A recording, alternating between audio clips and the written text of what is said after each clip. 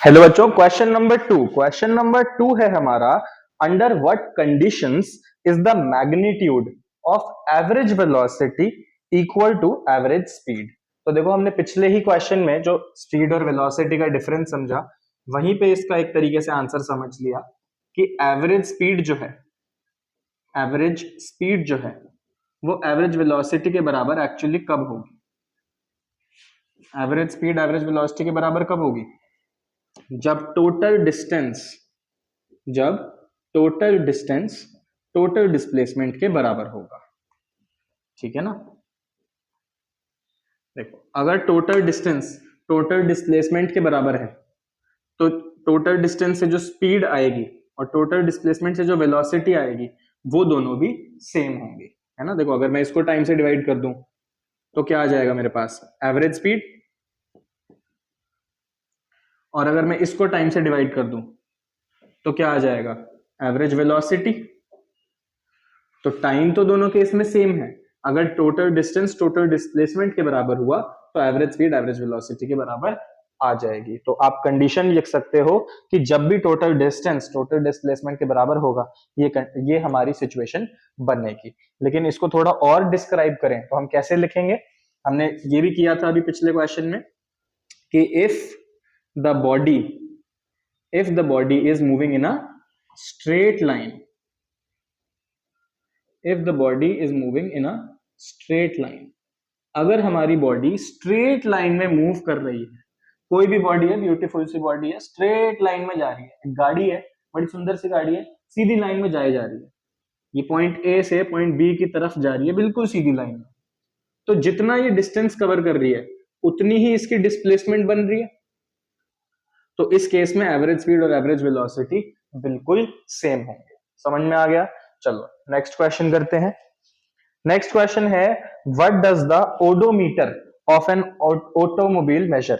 जो हमारा ओडोमीटर होता है ये ऑटोमोबाइल का, यानी गाड़ी का, बाइक का, जो भी व्हीकल है उसमें हमने देखा है कि एक तो स्पीडोमीटर होता है, स्पीडोमीटर स्पीड मेजर करता है, और एक नीचे ऐसे डिजिट्स लिखे होते हैं बहुत सारे, ऐसे 2 4 3 2 1 1 2 ऐसे डिजिट्स लिखे होते हैं। ये क्या मेजर करते हैं? ये मेजर करते हैं डिस्टेंस ट्रैवल्ड। ये मेजर क्या करते हैं? Distance travelled by the automobile या फिर व्हीकल। ठीक है, सिंपल।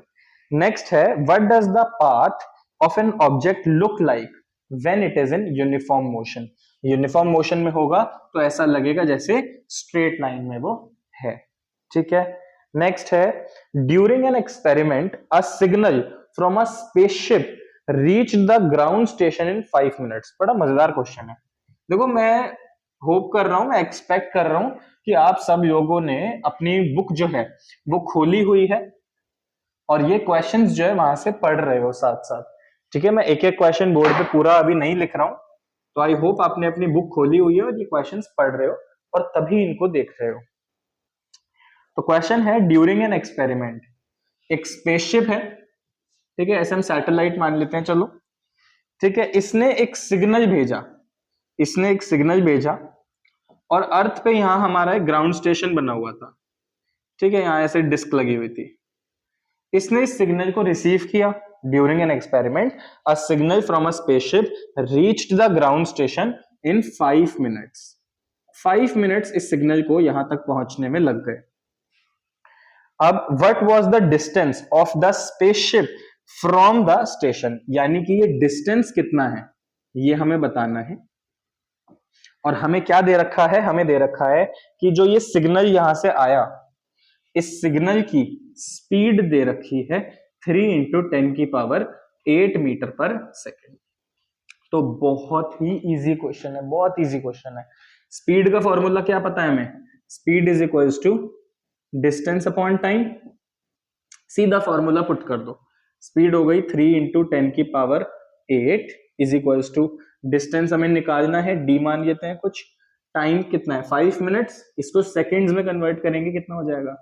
5 × 60 सेकेंड्स। ठीक है, यानी कि 5 6 30 और 300 सेकेंड ये आ जाएगा। तो डिस्टेंस आ गया हमारा 3 इंटू 10⁸ इंटू 300, ये ऐसे आ गया। 3 3 जा 9, 3 3 जा 9, और ये जो दो जीरोस थे ये भी 10 की पावर में ऐड हो जाएंगे, ये बन जाएगा 9 इंटू 10⁹ मीटर। आई होप ये आप सबको समझ में आ गया हो। अगर आप लोगों को इसमें डाउट हो रहा है कि ये 10 की पावर क्या है, ये मल्टीप्लिकेशन कैसे हुई, तो आप एक बार कमेंट्स में डाल देना, इसके लिए फिर मैं सेपरेट वीडियो बना दूंगा। नहीं तो बहुत बढ़िया, ये क्लियर हो गए हैं। नेक्स्ट वीडियो मिलते हैं, बाय बाय।